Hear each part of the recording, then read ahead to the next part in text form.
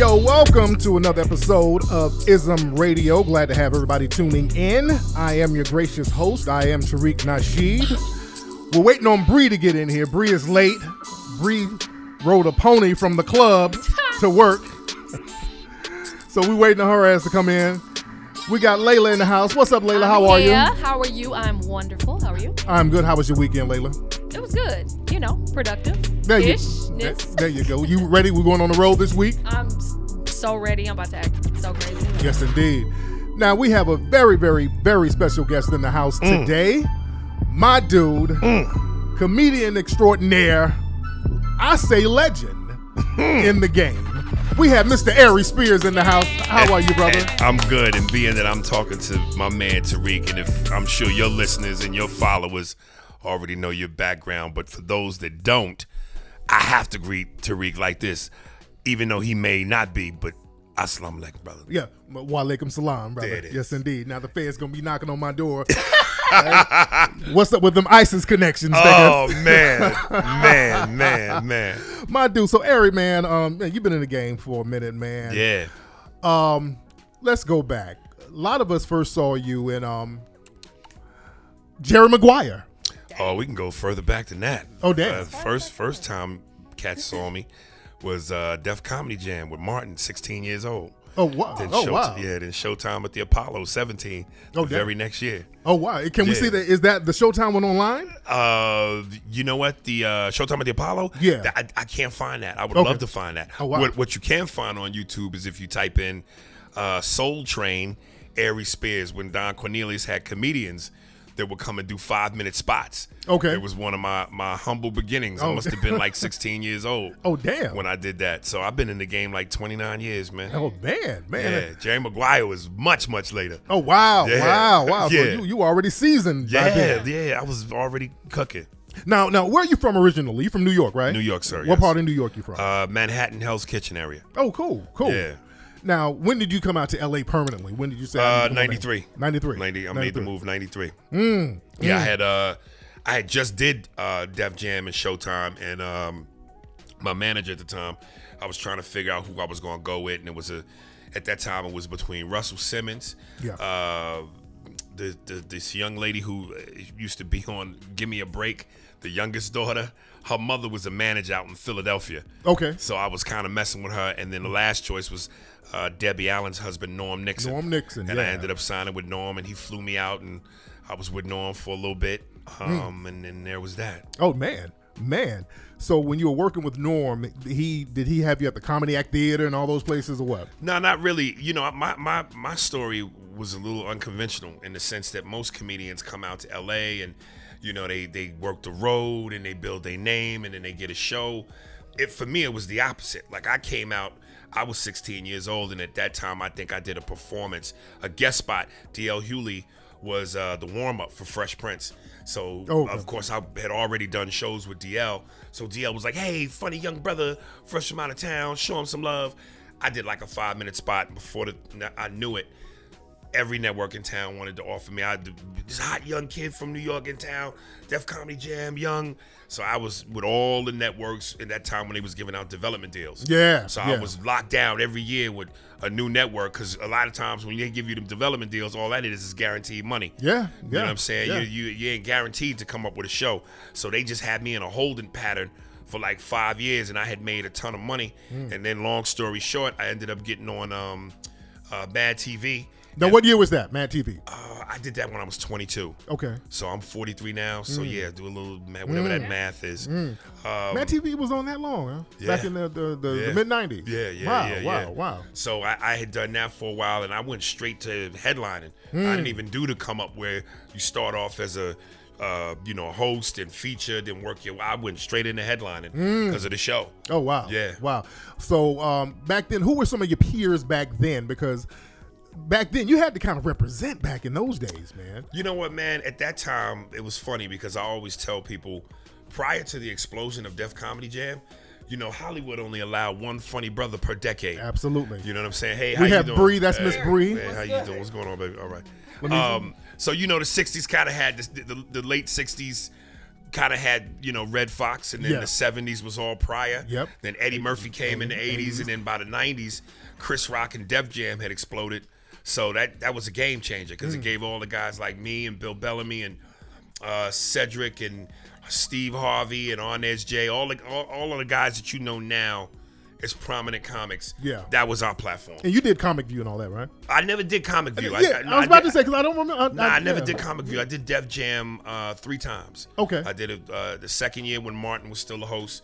Then I did it when they had the celebrity host. And second time I did it, Ed Lover hosted my episode. And then the third time, Mike Epps hosted. Okay. Yeah, Yeah. because I don't remember seeing any clips of you on Comic View. So And I was kind of proud of that, though. Oh, well. Yeah, What's proud of that? because What's it wrong won't. with Comic View? No, because Comic at a time. No. I loved Comic View. I'm about to tell you. Oh, At one point in time, Comic View started playing their comedians. Like they would have them come out, and if they wasn't having a good set, they would play cricket noises in the background. They would do little things to let you know the person was stinking up the joint. And my thing is this: if somebody is not doing well, then don't have them on at all. Right. Because there's an audition process. And even if they get through and they're having a rough night, you're a black established platform with black comedians trying to make a name for themselves. Don't play them. Right. You know what I mean? Right. That was kind of funny, though. I ain't gonna lie. That was funny. That was kind of funny. I'm sorry. But you're supposed to be helping them up. Niggas have a bad. I gotta look at it more like see that. what you're Like like Def Jam always was the McDonald's of the comedy scene like that for television. Because like I said, it was the first of its kind to do what it did. So and I mean anybody that follows suit, that's great. It's wonderful. But, let's protect each other because it's hard enough for us to get on the platforms that they have. Right. So if we're going to get our own, let's do it. Let's do it right. Now, they did have that big comedy explosion back then. What happened? Because you don't see a lot of those black comedians like that. Well, before I answer that, let me ask, Yeah. because I just want to make sure I'm not going to get anybody in trouble. You can say whatever you want here. Oh, yeah, of course. Just We say whatever. Yeah, curse, yeah. whatever. Oh, Okay. yeah. All right. Fuck yeah. Okay. All right. Well, before I answer that question, let me tell you this, dude, and this is how I really got into you. I say there's a couple cats on Twitter, and I'm addicted to Twitter, because just reading the commentary for people that aren't comedians, there's some comics out there.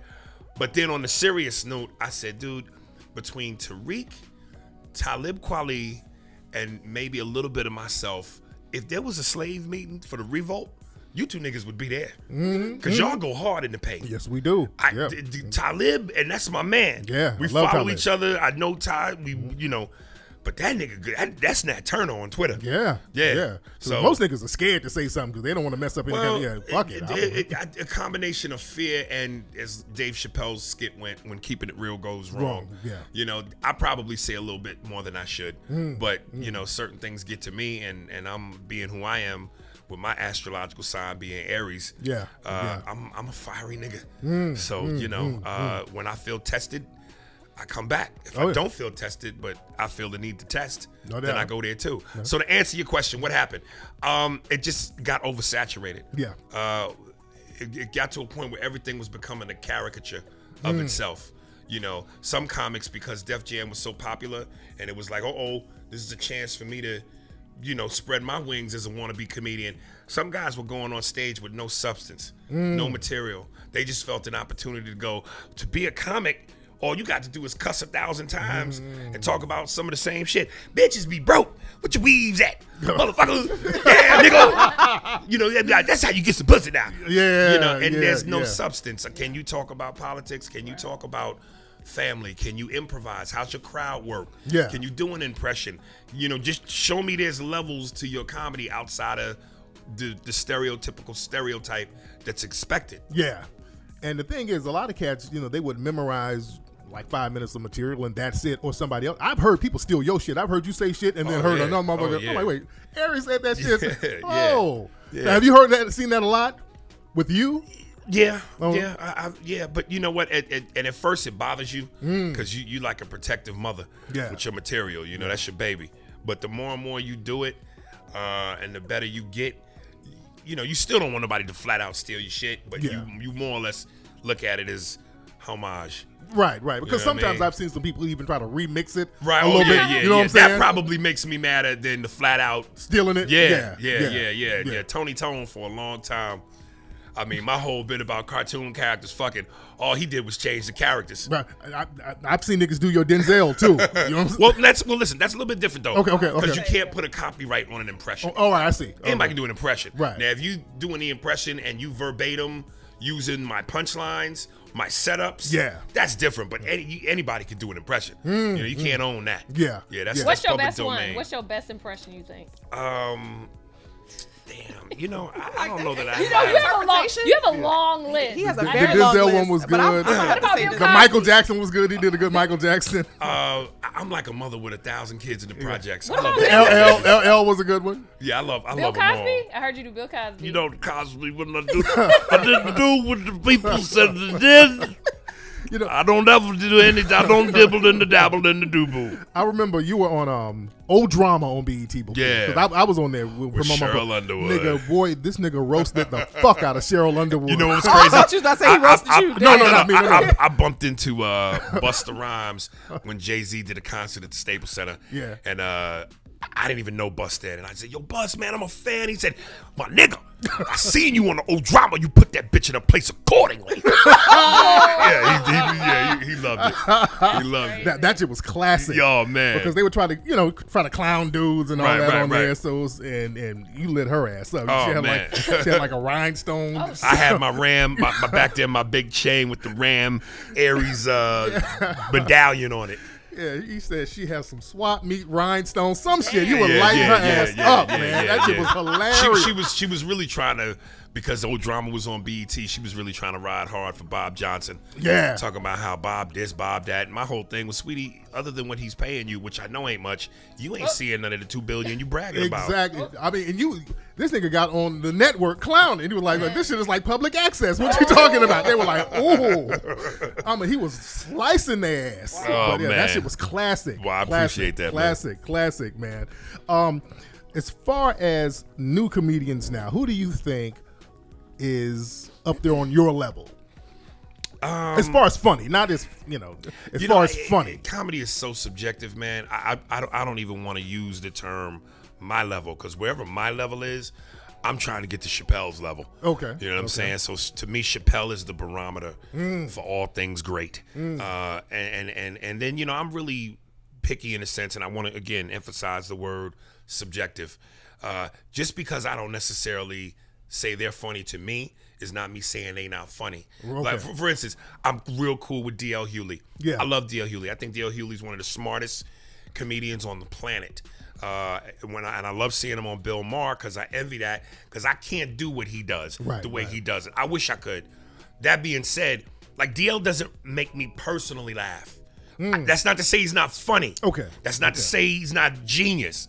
But what tickles my fancy in terms of comedy, he just, like, Chris Rock don't do it for me like that. But I can look at Chris's shit and go, this man is fucking brilliant. That black people nigga shit, brilliant. But he just don't make, like Chappelle makes me laugh. The late great Patrice O'Neal made me laugh. Yeah. You know what I mean? Yeah. So just because, motherfuckers interpret shit and then go, oh, see, he on that hate and shit. Like, it's not nothing to do with hate. I'm just saying, just because they ain't making me laugh don't mean they ain't funny. They just, you know what I mean? Because a lot of people criticize you for talking about Kevin Hart. Yeah. That was a big thing. Yeah. Did you and Kevin ever talk about it afterwards, Nah. or just kind of, just kind of faded off? Nah, just kind of faded off, and I kept emphasizing, I don't have no beef. And for those who don't know, what was said, and I don't think it was hard. You kind of criticized him for not writing his stuff. The bottom line was, look, man, it's hard to come up with an hour special, Yeah. like that, and he was pumping them out almost every 2 weeks, and from hello to good night on stage to captivate an audience for a whole hour, no weak spots. That's some tough shit. Yeah. So if you got people that are helping you, and this was my point, it's almost like an athlete, and someone goes, hey man, I know you trying to make greatness, you trying to define greatness, you trying to put your stats in the books, but you're coming up short. But take this pill or take this shot, and now you're there. Was it you, or was it was it the pill? Wait, did you know he had writers for sure? Oh, Or yeah. It's kind of you a know. known thing. It's kind of a known. It's kind of a known Okay. thing in the You know what I'm industry. saying? So when people look at you and go, that motherfucker's a genius. Okay. You know what I mean? An asterisk maybe needs to, you know what I'm saying? Right. Okay. Yeah. People want to talk about, well, Paul Mooney wrote for Richard Pryor. Right. Paul Mooney wrote for the Richard Pryor show. Okay. Writing for a sketch show or a television show is very different from, these are my personal thoughts, Right. my point of view, stand up. Yeah. That yeah. and TV, two different things. Yeah. You need writers for a TV show, but when you on that stage for an hour, that's supposed to be a chance for us to see who you are, Right. Through your words and your thoughts and your interpretations, Right. So, Right. Yeah. So Richard, he spoke from his own experience. yeah, So he yeah. didn't- You know, Paul wrote for the show, Right, Paul right. didn't write, and Paul will tell you, because I even asked Paul just to be sure. Homie, no one writes for Richard. Richard is genius, homie. I hung around Richard. Homie, listen, it's true. I hung around Richard. I wrote for the show. Richard wrote for himself. Richard didn't need you to write for him. Richard was a genius, brother. He was a genius. That's the. That is and Paul is my nigga too. That nigga was genius. I believe so. I'm telling you the truth. People will say, Paul, did you write for Richard? Nigga, please. That nigga wrote for himself. Richard didn't need it. But Paul is a G. I love Paul. Right. Paul is a G. Only thing Richard had me do for him was get him some white pussy. That was Paul grabbed that white bitch right there.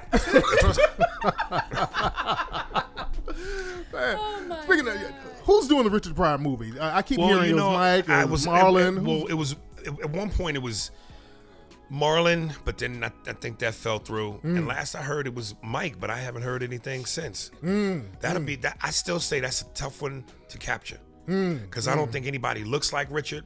Then to sound like Richard, there's a lot of levels to that that would be hard to pull off. Yeah, he was a complex dude. Oh man, very complex dude. Yeah, you know, because off stage, I mean, he was a dark dude. Did you see the footage of his son at the Apollo? Man, his son looked just like him. But the skills wasn't there. Oh, it was, man. After the initial, hey, right? Of course, but you're gonna get that. You're gonna get that. All in the first thing out of his mouth. Boom! And then he followed it. Then he followed up the booing with, "Hey, show some respect." Yeah. You know niggas gonna come at you harder because of who you are. You can fuck you, Michael Jordan's son. I'm dunking on you because you Michael Jordan's son. Exactly. You gotta bring it. You gotta that's why Eddie says he don't go back on the stage right now. Yeah, you know he's been gone so long, but I think Eddie's such a genius. It'll come back like that. You think so? Yeah, man. Eddie's too goddamn good, man. But it's a whole new thing from he did it in the 80s, man. This is a whole different thing, bro. It is. But when your talent runs that deep, there's tricks he can fall on, and the audience will eat it up. They'll eat it up. You know what I'm saying? He don't even have to bring his A game. This nigga might come in C- and still kill it. Because he was in the game. When he was in the game, he was on the lane by himself. Really. Yeah. There wasn't nobody really. Yeah. I mean, it was 80s was just Eddie Murphy all day. Yeah. But now it's saturated, man. You got Chris Rock, you got Chappelle, you got all these other people. So, you know, how would an Eddie stand out? I think he should stay in retirement, personally. Creatively, as a comic, I'd love to see him come. Just to see what he would bring. You know what I'm saying? Just to see how he would test these waters. It'd be. What do you think about some of these white comedians who work the urban clubs? What do you think about that? You know, I have a white guy, Andy Steinberg, who does my podcast with me and who comes out with me. Yeah. I love white guys that can play black rooms without pandering. Oh, okay. Because sometimes black people, we quick to eat up the obvious. As soon as a white boy talk with a little bit of slang, got a little bop in his walk, but niggas, this nigga crazy, this nigga here, he like went up, yeah, what that white boy said. We eat that shit up. Yeah, we do. So some white boys know that, and they play to that. So if you can come out and just be yourself, as a white guy, without leaning on them crutches and kill it, you badass. My mazel tov. My hat's off to you. How many white guys have you seen do that though? Bill Burr is one. Yeah. Bill Burr is excellent. Maybe 2 or 3. Bill Burr, he lit an audience up. Did you see that footage of him in Philadelphia somewhere? Oh yeah, classic. That's famous. It's a classic. Clip, yeah, because they were pissed off, destroying them. Yeah, and they were heckling, and he lit their asses up. I mean, he took it and came back, and so much so that he turned the crowd around. Yes, he did. And they loved him for standing his ground. Yes, indeed. Yeah. Do you think how important is that for a comedian? Because I've seen a lot of comedians get a heckler just fucked their whole shit up. You know, it's funny. Just funny that you should mention that. I just got back from West Palm Beach at the Improv, and my last show Sunday night. It was a older couple, white chick and her black husband, and it was their anniversary apparently. So they was getting smashed. She was more smashed than him, but they was sitting smack dab in the front, and he was like sitting behind her. So I mean, it felt like every 15 seconds she would lean as far back as she could, and these motherfuckers just tonguing each other down. God damn. So that's really distracting to both the people around you and to me. Right, right. So I tried to let it go, but these motherfuckers went at it 2 minutes into my shit hard. So finally I addressed it. Long story short, I'm destroying her. And I'm playing on the fact that he's this. Oh, because what happened was, as I was destroying her, he was laughing at first, but then he started being like, "Hey man, go ahead with that, man. Leave my woman alone." I said, "Nigga, I know you not about to black on black crime me for this white bitch." So I turned it around and made it a slave thing, like, "Don't you mess here with my white woman. It's my one white woman here." So that really started fucking with him because the crowd was just into it. Yeah. So finally, she kept going, and here's where he really got mad, and it almost got crazy. She's just off out of control, and I finally looked at him and I said, "Hey man, control your bitch, nigga, bitch, nigga." Oh damn, Whoa. damn. And if you're not a comedian who has been through that, that'll fuck your whole game up. Yeah, Which is why I tell comedians, any comedy club that says we have a comedy class, don't take it. You're wasting your money. Right, You can't right. teach this. The things that, first of all, just because you run a club and you're the manager of a club, don't mean you know comedy. Exactly. right. That'd be like Jerry Jones thinking he know football just because he owns the team. You don't know this shit till you put that uniform on and you go through experience that tells you, okay, don't do this. I gotta look out for this. Certain little nuances. Yeah. That's simply a manager and his ego going, well, I run one of the hottest clubs in town. It's been around for years, and I can tell you what comedy is.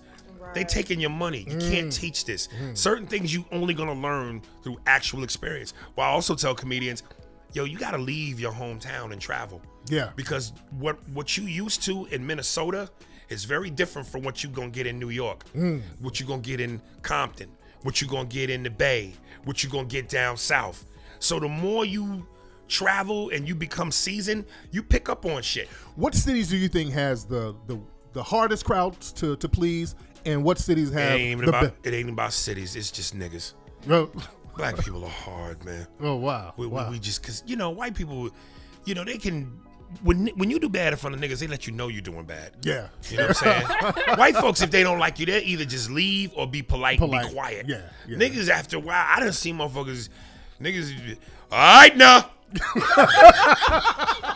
And comics turn into deers and headlines. Because they know what that means. You know what all right now means. Yeah, when you can hear niggas eating their chicken wings, you having a bad set. Yeah. You hear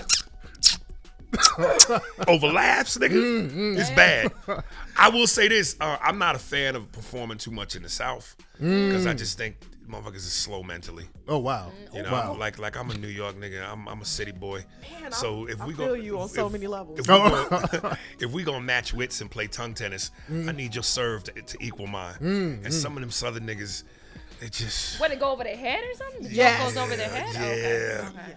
And like I remember one time I finished my show and I was in Memphis, and you know I don't want to come off bougie, but like here's my thing, I got that unique X-Man gene, which is like you look at a nigga like DMX, you know DMX is one way. This nigga's hood. He ain't got no other gear. This nigga's, you know, I one time talked to X and nigga in the middle of conversation pulled a razor blade out of his mouth. God damn. Now I don't know how you talk and not cut yourself, but apparently that's a skill.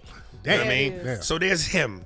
Then you got niggas like Will Smith. Yeah. Who can be around white people and be at the whitest function, suited, booted. Yeah. But he doesn't sell out. He still comes off authentic. Yeah. Exactly. He's just as black as X, but he has the ability to adapt. Yeah. You know what I'm saying? Without selling out. Some niggas can't.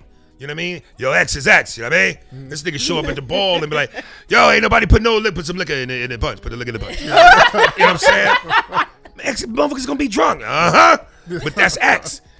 Will put the liquor in the punch, but you know, not there. Yeah. You know what I'm saying? So Yeah. I kind of came up with that ability to be who I am without doing a tap dance, and I'm just as relatable to the niggas that read versus the niggas that don't.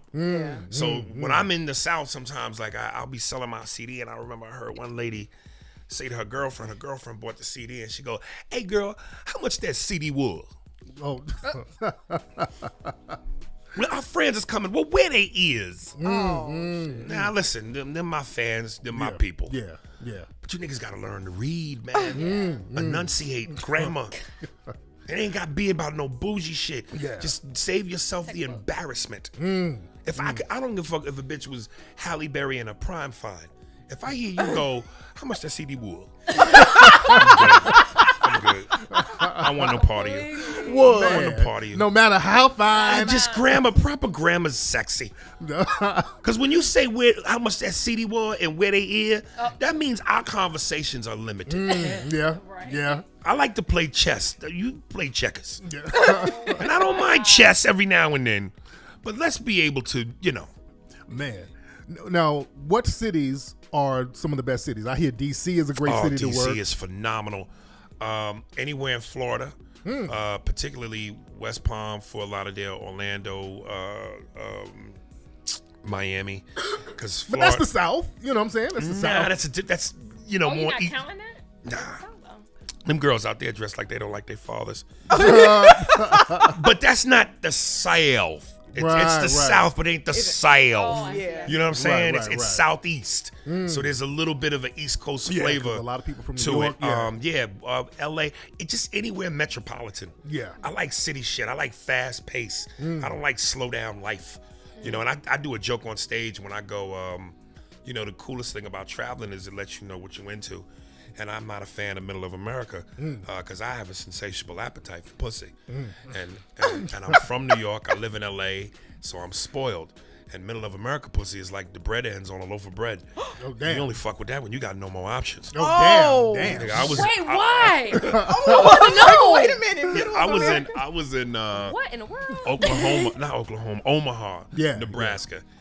And I remember I went to this spot, and I mean, every bitch in there looked like she knew nothing about vegetables. Damn. And I mean, the panty line was just below the titties. Oh, I just, and listen, I ain't no motherfucking Denzel, but I ain't Jimmy Walker. Yeah. You know what I'm saying? And I'm from New York. I got the gift of gab and a little charm and swag. And I've had my fair share ass. So are you still married?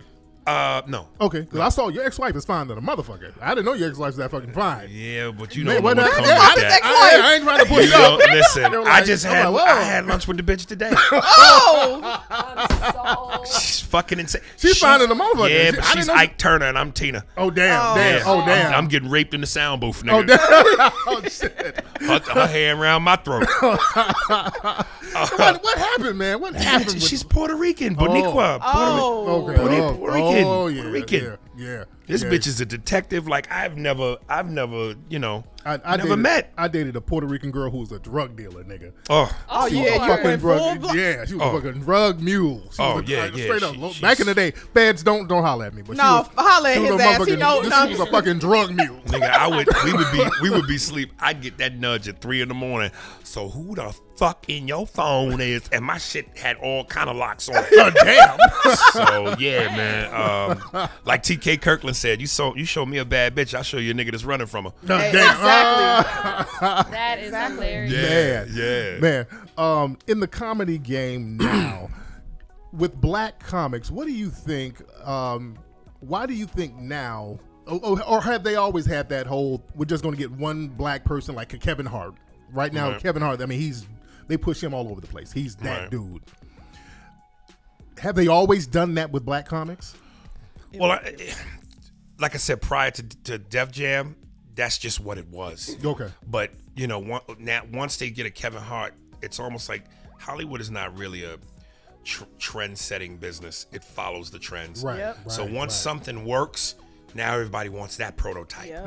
That's why, as much as it really pissed me off when I would hear black people say, oh, what's the big deal? Black Panther, it's just a movie. No, it's not just a movie, it's a movement. Yeah. Because what you don't understand is when that movie does what it does, and I'm glad it did what it did, Yeah. guess what? Now here comes all the Black Panther movies. Yep. Yeah. Not just meaning the sequels, but every studio is going, we need a Black Panther. Yeah. Because Yeah. what that did, Yeah. which means all them people behind the camera, in front of the camera, that smell like cocoa butter and Afro shave, have jobs. Absolutely. Right. Have Absolutely. jobs. That means that now, this Halloween, little white boys can be T'Challa. Yeah. As well as black boys. Yeah. Little black girls can be the sister. So it's not a movie, it's a movement. Yeah. You simple-minded niggas need to wake up, man. Y'all kill me. And do you feel like, I know you're a big fan of hip hop, big fan of rap, and I saw something you tweeted the other day. You were talking about, what is his name? Little Pump? Or one of these Lil Pump. One of them little niggas. Lil Pump, Tekashi 6ix9ine. Oh, man. What do you feel about these, I call them hip hop gentrifiers? What do you think about these dudes, man? I think they killing the franchise. Yeah. Hip hop is a franchise. Rap is a franchise. Like, just like a brand, like the NFL, the NBA. It's called hip hop. Yeah. And legends have come from that. Hall of Famers. Absolutely. Absolutely. Respectability. And when you allow Gucci Gang, when you allow that bullshit, Yeah. it dilutes the franchise. And I a lot of these young kids, they first go to is, oh, y'all old niggas is hating because we getting money. Oh, It's like, it ain't about your money. Get your money, Playboy. It's about the fact that you're killing the game. You're lazy. You know what I'm saying? I'm not hating on you getting your money. I'm hating on you being lazy. Yeah. You know Over what some I'm shit saying? that people have already laid a foundation for. Right. And you pissing on the foundation. And I hear them all. Well, one person told me, oh, man, Lil Pump 17. All right, Nas was 17 when he wrote Illmatic. Absolutely. Right. Absolutely. Fucking classic. Bars, lyrics, metaphors, punchlines. Rakim was Come on, 18 man. when he wrote Eric B. as President. Come on, yeah, man. Yeah. Come on, yeah. step the game up, yo. It's an embarrassment. Absolutely. Do you feel the same way about internet comedians? Because a lot of comedians like you, like that have paved the way, and you're big and you've been doing it a long time. They're like, oh, I don't like these internet comedians. They have overnight success. That They're, don't like, bother hating me on them. That's not bothering me. because time weeds them out. You know what I'm saying? Yeah, the niggas that got substance last. Listen, I haven't been in a prominent movie since Jerry Maguire. Now that was late. That was 20 years ago because they just celebrated the anniversary. I haven't been on TV on a regular since MADtv when my run ended, and what feels like almost going on 15 years.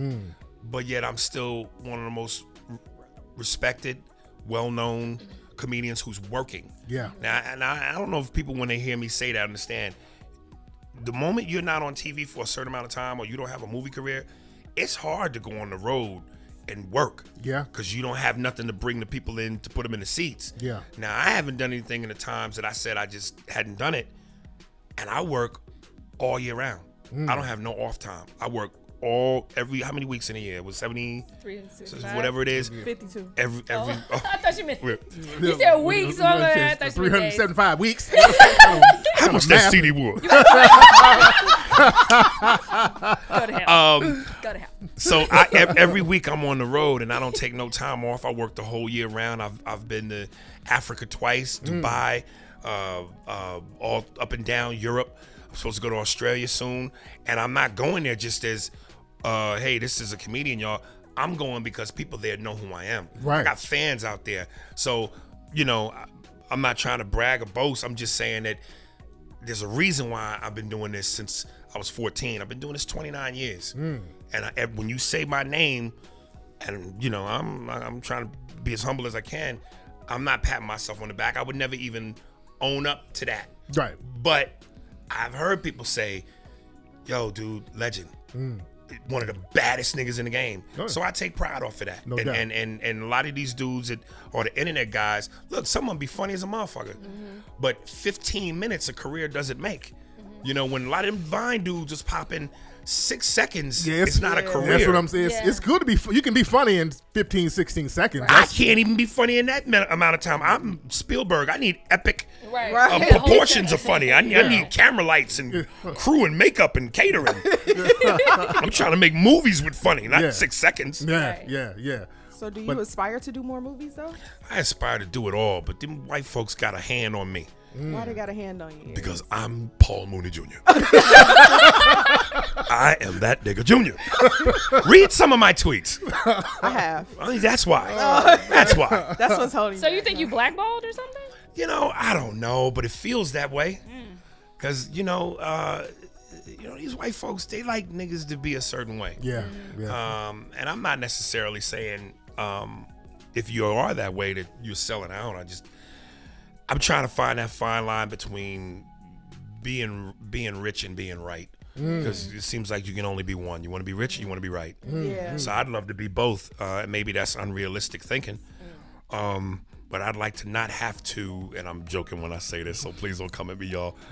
But Cedric the Entertainer is a nigga from St. Louis. Yeah. Street nigga from St. Louis. That commercial he does where he talks about the diabetes, I love hearing this nigga pronounce them words. Yeah, he over-enunciates. Over-enunciate. That shit is hilarious. Yeah. Like when he says one thing in particular,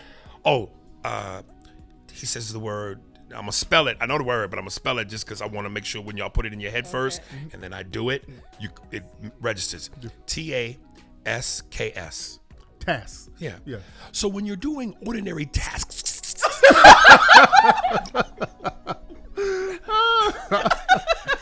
Oh, they made said over-enunciate that word. God. So you're not feeling it? What do you think about it? I mean, I'm not hating on it. Okay. Listen, at the end of the day, you're trying to sell a product, and you want people to. And this is what I'm saying when I go.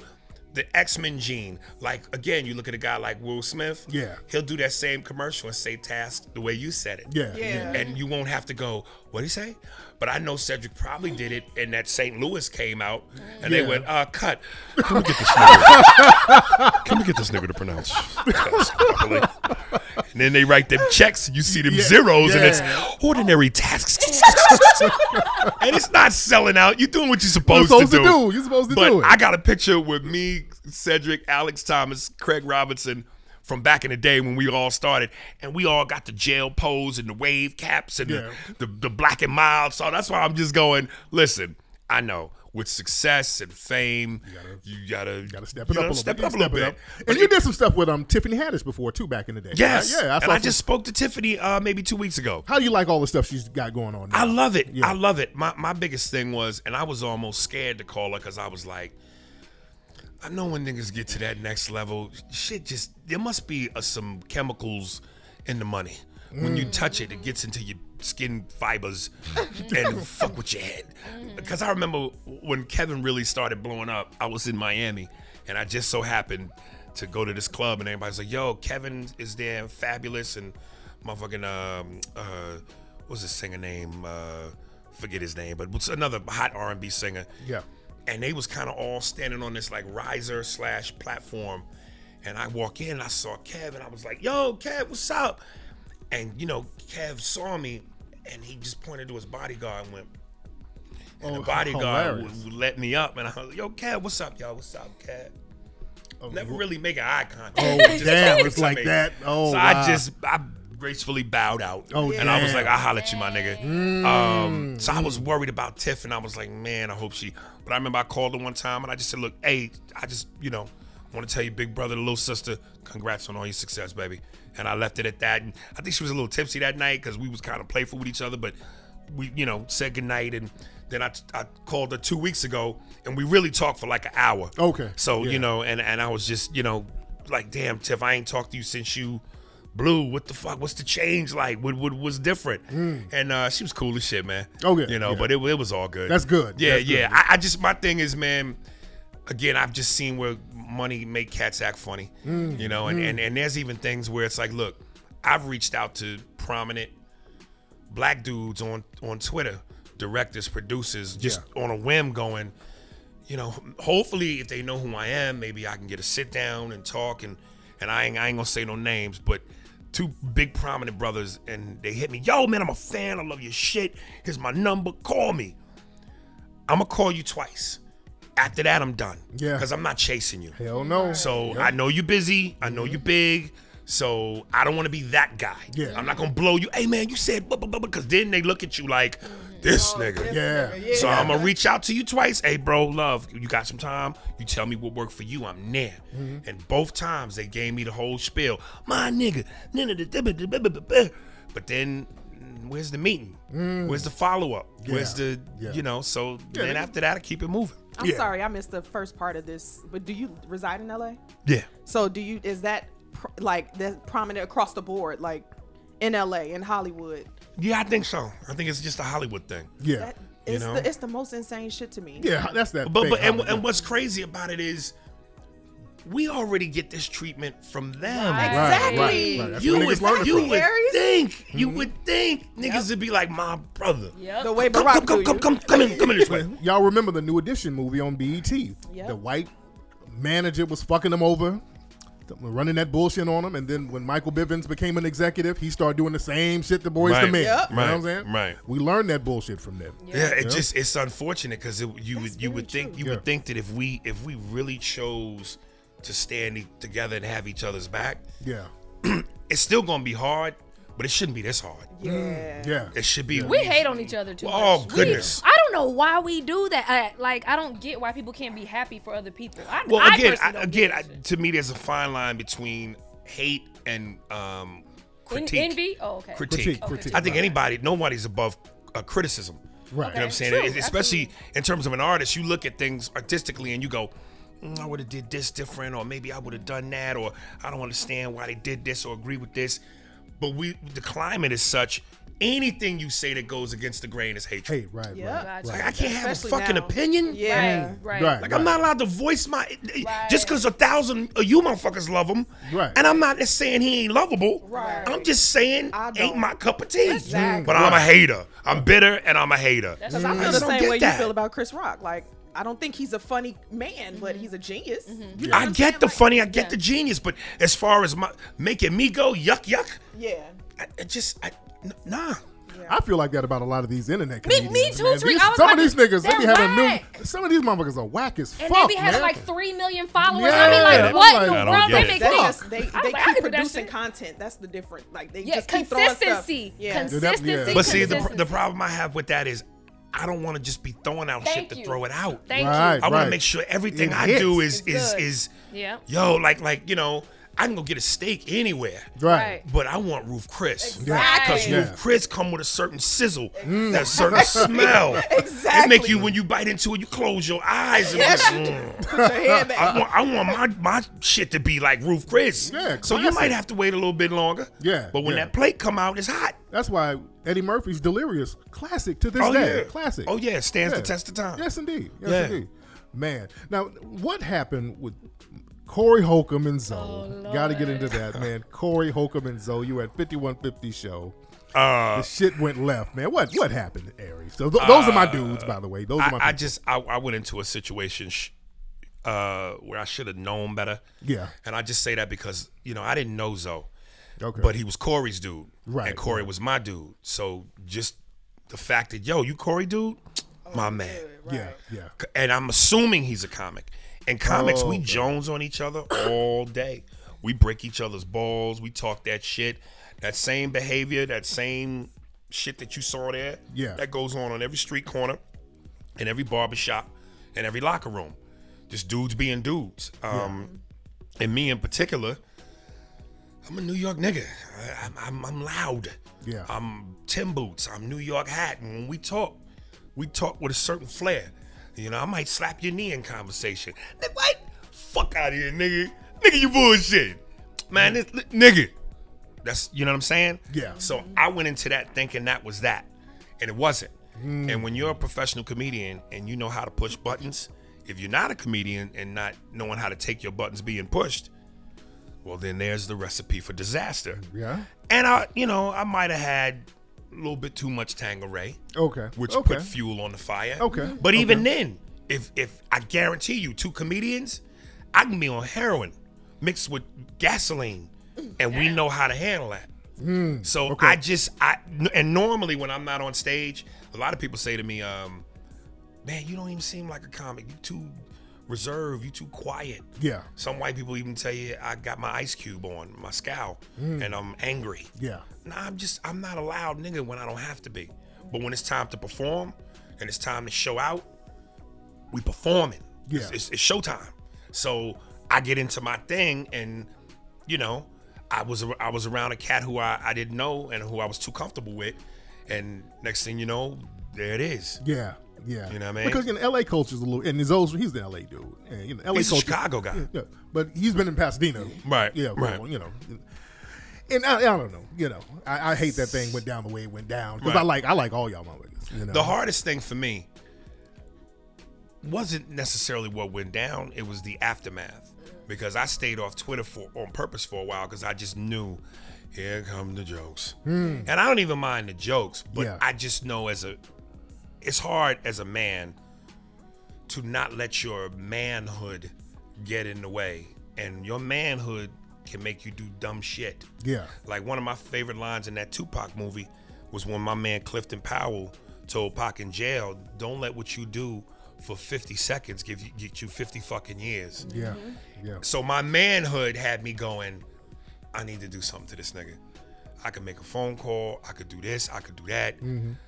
I could take it to the streets, which of course, all the street niggas is gonna go, yeah, that's what you should have done. Yeah. But all them street niggas don't have 2 commas on their check. Exactly. All them street niggas ain't in a 50% tax bracket. Yeah. All them street niggas ain't amped to try to get out of their neighborhoods and live where the grass is greener. Yeah. So when you trying to accomplish shit like that, the worst thing you can do is to do something to jeopardize it all. Now, I don't want this to come off confusing. Right. That's not to say that should I find myself in a predicament like that again, of course I'm not just gonna sit back and let a nigga do what they want to do to me, violate my family, my lady. If I'm in that kind of situation, I'm gonna do what the situation calls for. But if you have a chance to think, you know what I'm saying, and you measure up the situation and go, is it truly that? Is it truly a situation where, hey man, you have to respond accordingly?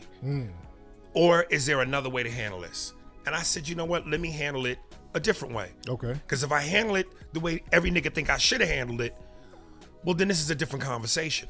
Now you doing this interview from behind glass with me. Right. You know what I'm saying?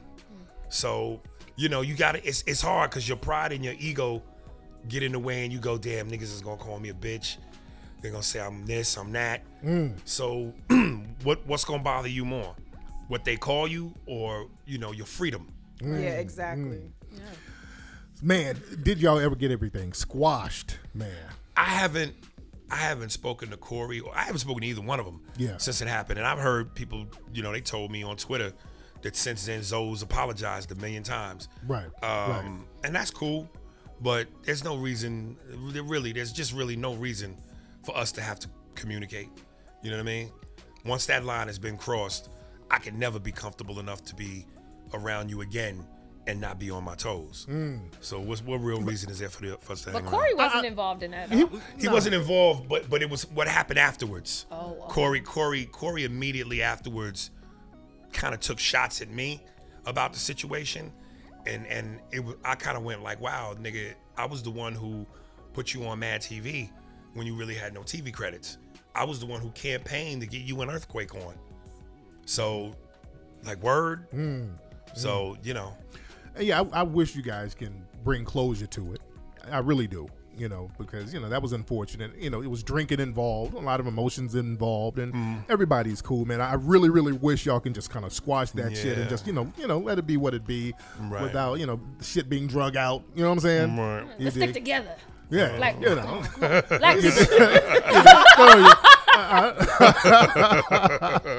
hopefully everything will work itself out. Right. Man. MADtv, man. How was it working on MADtv? How strenuous was that? Because you guys look like y'all put in a lot of work on MADtv. Man. It really wasn't, because we weren't Saturday Night Live, so we didn't have that monkey on our back. You know what I mean? So we kind of flew under the radar for a long time.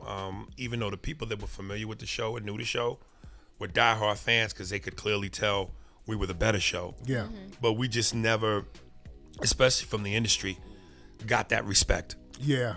That was a funny show. It was a very I funny was show. I was a diehard fan. I wouldn't even Saturday look Night at Live. it. Saturday Night Live was always hit or miss. Yeah. MADtv was Yeah, that was consistent. so funny. They got some of the Yeah. classic characters Yeah. on there, man. You had a racist incident up there one time, right? Some type of incident where you and a lady were saying something and she said something racist and then you went to your boss and that, I mean, was one of the cast that's members. what I had heard. Well, what happened? That's what I heard. She said something really racist and fucked up. To you or to She purposely said it so it could be heard. Oh, they do that. Yeah, They real good at yeah. that. So What'd she say?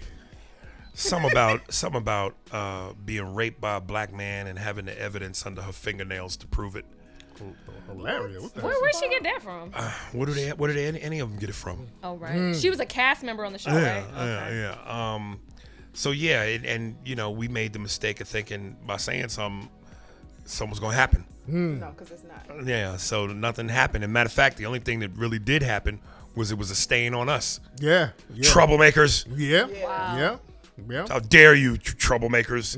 So you know, Was it you and Deborah? Deborah, Both? yeah. I love Deborah. I love Deborah Yeah. Wilson, So yeah, man, that's why in this industry, when you ask that question about being blackballed, it's just, you know, there's this stigma about me, and a lot of times white people, without doing self-investigation, go off of what they've heard, and so I'm trying to figure out how to walk that line between being who I am without having to do soft shoe.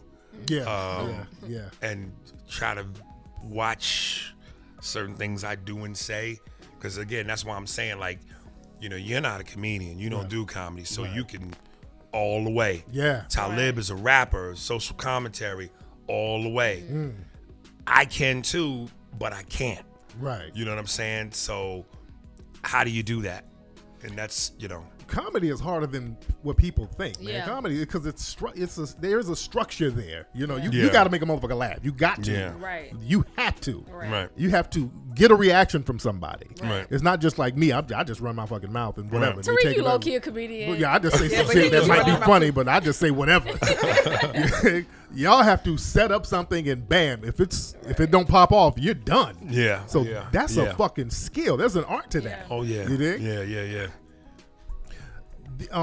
As far as actors, I know you're a big fan of Denzel. Who do you think some of the black actors now? Who do you think are the ones that's going to be the next one up? Oh man. My problem is I'm not too familiar with cats' names. Okay. But Chadwick Boseman. Yeah. You know. Yeah. That one nigga's name who is impossible to pronounce. I know exactly what you're talking about. Iji Mofo. Yeah. Heji 12 Years a Slave. That brother. Yeah, I can't pronounce his name. He's great. Yeah. Wow, that's a good one because I don't know too many others. Lupita. What do you think Who? of Yeah, Lupita? Oh, Latino, Lupita yeah. Nyong'o. Michael Yeah. B. Jordan. Yeah, Michael B. Jordan is great. Denzel just does it for me, man. Yeah. Yeah. Yeah. It's I like like a that. Chappelle. It's like, let me go back to the legend. Yeah. I just because I look at as Yeah. comics, we know as comics, like I could, if you were a comic for real, you could look at something I do on screen and you go, that wasn't in the script. That was too. Then nobody wrote that shit. That was him. Yeah. Yeah. Denzel does certain things that I go, that's a choice. Yep. Yeah. Because you don't write that. Like he'll do just certain things with his hands and his face, and if I could pick his brain, I would just go, what made you do that? That's why when I think I'm an actor, I look at a Denzel movie and go, I can't do this shit. Yeah. Man. That motherfucker, that just, Yeah, he's cool. Yeah. you know, like if you ever notice, and he kind of does this repetitively, it's almost like he knows how to play the moment and the camera to do something, but he'll do a thing where, like, let's say this was my watch. His watch. Yeah. He'll do a thing where he'll bring the wrist up. He'll bring, then look at it and walk off. Yeah. But you know, it's them. Hilarious. And certain times, especially when guys first start out, you know, I think they don't know yet who they are. Yeah. But the older they get, the better they get. They almost become caricatures of themselves. Like Jack Nicholson is. Yeah. Everybody Yeah. associates So Jack with that look. Yeah. The Jack look. Al Pacino now has become the Caricature. yelling guy. Yeah. Everything's big. Yeah. You know, Denzel to me is becoming the face. All right. Huh? All right, that's what we talking about. Huh? All right, I don't have to like you. I gave you your life. All right, and I gave you your legs. It's getting dramatic now. You know it's getting dramatic when I drop that jaw. I blink those eyes, and that head shakes. You know, so you know what I mean. But even then, he still will do things that I just Man, he's phenomenal. Yeah, man. Now, you said you were 14, 15 when you first got on stage. How old were you when you first got on stage? 14. 14. Yeah, my television debut was 16, Def Jam. Where did you get on stage for the first time? It's funny. At that time, my mother, my sister, and myself were I was trying to get into the Improv in New York. And back then, you drew numbers out of a hat. Oh, damn. So to increase my chances, my mother and sister drew numbers, put numbers in the hat too. Okay. I didn't get, none of us got in. Somebody had recommended Uptown Comedy Club in Harlem. Yeah. So they was like, yeah, tonight's the night they be doing open mic. So I went up there and I didn't even have a joke. I did Jack Nicholson, James Brown, and Michael Jackson doing a Pepsi commercial. Oh, damn. So it was real raw shit. But I went up there with my mother and it killed. Oh, damn. And that whole way from Harlem back to Hell's Kitchen, I was floating on a fucking cloud. You knew. Oh man, I was there right there. Like I'd always been a funny kid. What gave you the courage to get on that stage though? You know what? I was a diehard Eddie Murphy groupie. Okay. And every Saturday night, me and my father used to watch him on SNL. And then I did a little bit of research and I found out he and I both have the same birthday, April 3rd. We're both Aries. So I took whatever I could as inspiration to go, he did it at 14. Eddie started when he was 14. Okay. So I was like, you know what? Fuck it. Let me do it. Plus, I knew I wasn't going to be good at anything else. I hated school. I knew school was bullshit early. I said, other than the basics, arithmetic, and English, so you don't say how much the CD was. And tasks. Yeah, tasks. As long as you got the basics, why the fuck do I need to know about the Earth's hemisphere? Why do I need to know about ecosystems and a bunch of science shit in 18th century? I'm not going to Jeopardy. I'm not. This is irrelevant. I'm not gonna need any of this. So I said, fuck this, man. Let me get to hitting that stage. So it was in my blood, man. That's what's up, Yeah. man. Where are you performing next, bro? I am at Tommy T's in Pleasanton, which is out by the bay. I think it's like maybe 45 minutes from Oakland. This Thursday through Sunday. Cool. Where can people find you on social media, Aries? Before we get to that, Yeah. I'm still a little confused here. I'm sitting with Malcolm X. I thought we was gonna talk race. I didn't. No, we can. We can. Everything has been everything but race. Yeah, And we're I'm like, all about you. I'm with Mr. Bean Pie. We can get into My it. goodness. Probably because he don't I watch know the because show, when I talk about race, I make some people uncomfortable. You know what I'm Well, saying? If it's his show. If Yeah. it's his show. 'Cause When he does our show, it's more like entertainment. Yeah, because sometimes you make niggas uncomfortable. You talk about race, like, oh Well, Lord, I mean, I got to go up here to Fox News. I got to go to HBO. I don't want to talk that shit. Nah, but it needs to be discussed. Yeah. And finding the humor in it Right, is what right. makes it worth it because it's so taboo and not everybody can do it. So when you can find humor in the most taboo of subjects, that's a little bit of a mark on your genius. Now, we got a lot of protests going around. Speaking of race. And before we go, I would love it if you would ask me one racial question. I'm asking. Listen. But I'm Paul Mooney. Okay. Oh, no, this is perfect. So, Paul, what do you think about? Yes, brother. Yes. What do you think about all these the Me Too movement, and there's some of the racial elements to that because a lot of black men get the rape charges. White people started Me Too. White people always want to be included in shit. That's why they say Me Too. What about me, goddammit? My people have been going through shit. I'm still going through shit. I don't have the career that they give these other niggas. How about Me Too? Include Me Too. What do you think about Mr. Mooney? What do you think about all the protests going on around here with the police brutality? What do you think about that, brother? Nothing has changed. Niggas have been marching. My question is, when will niggas realize praying and marching ain't working? We've got to do something different. Niggas be marching so much. Niggas should have shoe deals. All that walking. Niggas should have shoes. Nike says just do it. Well then, damn it, include Me Too. Now speaking of Paul, I know you told a story one time where you brought Paul in as a writer on, was it MADtv? Yes. Yeah, and he kind of flipped on the phone. Yeah, it was one of those shoot yourself in the foot moments because we were really already, riding on full cylinders. Yeah. So I was like, man, if we get Paul with his edge and his bite, with our edge and our bite, we're going to be dangerous. So, I got the meeting and afterwards I said, Paul, what happened? Homie, they're not going to hire me. I'm too real. I'm too real. They asked me, have I seen the show? I said, I've seen your show. All of you have stolen from me. All of you. First you stole niggas, then you stole my material. Oh, shit. I wrote comedy, nigga. I invented it. Those first jokes, hieroglyphics and caves, I was there. I wrote that shit. So, and then, I went on to say in the bit, as Paul would say, Hollywood loves niggas that grin. When you grin, you win. Who's that nigga that played basketball? The nigga with AIDS. They love that grinning nigga. That nigga grinned his way through AIDS. Have you ever seen his grin? It's from temple to temple. He looks like the cat from Alice in Wonderland. They love it. They love it. Shout out to Paul Mooney. Paul Mooney like that. Okay.